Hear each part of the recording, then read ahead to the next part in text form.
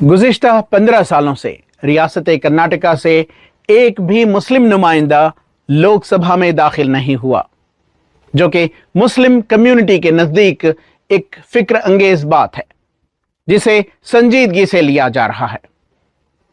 कहा जा रहा है कि गुज़िश्ता 2023 के असेंबली इंतखाबात में तकरीबन 90% से ज्यादा मुसलमानों के वोट कांग्रेस को मिले, जिसकी वजह से कांग्रेस पार्टी ने मेजॉरिटी के साथ कामयाबी हासिल की और अब कई समाजी व मजहबी रहनुमा कांग्रेस से इसका सिला मांग रहे हैं।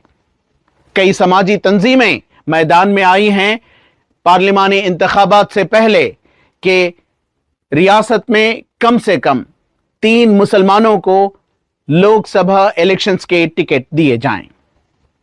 कर्नाटका में अब जिस अंदाज से कांग्रेस पावर में आई है, तो हम चाहते हैं कि ज़्यादा से ज़्यादा रिप्रेजेंटेशन मुस्लिम कम्युनिटी को भी दिया जाए।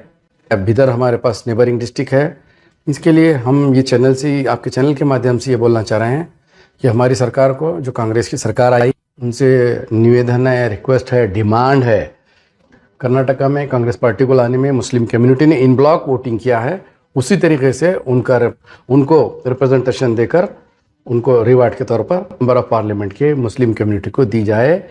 इस बार कांग्रेस पार्टी कम से कम 5 मुसलमानों को जो है टिकट देना चाहिए और ये 5 मुसलमान चुन के लाने की जिम्मेदारी भी हम लोगों की है, पार्टी की है।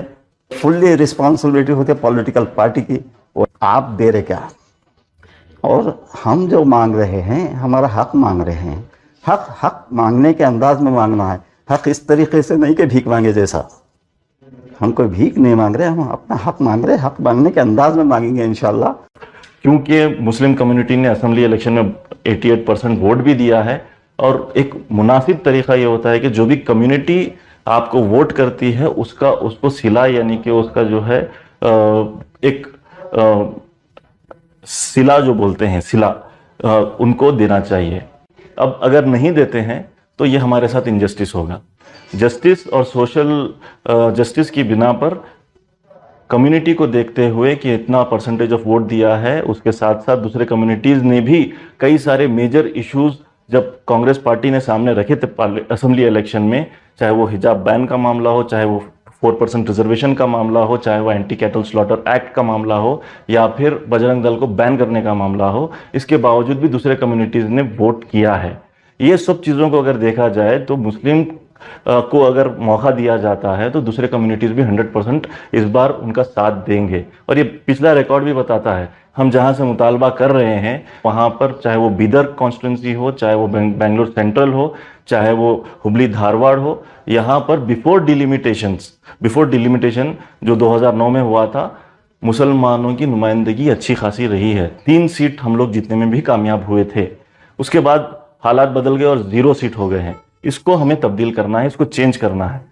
इन मुतालिबात के जवाब में सीनियर कांग्रेस लीडर MLC व कर्नाटका हुकूमत के चीफ व्हिप सलीम अहमद ने हाल ही में हुई एक लेजिस्लेचर्स मीटिंग का हवाला देते हुए बताया कि लोकसभा इंतखाबात में मुसलमानों के लिए 3 पार्लियामेंट सीटें दिए जाने के लिए कांग्रेस हाईकमान पर दबाव बनाया जा रहा है और उन्होंने उम्मीद जताई कि इनकी मांगों पर कांग्रेस हाईकमान जरूर गौर करेगी और मुसलमानों को 3 सीटें दी जाएंगी।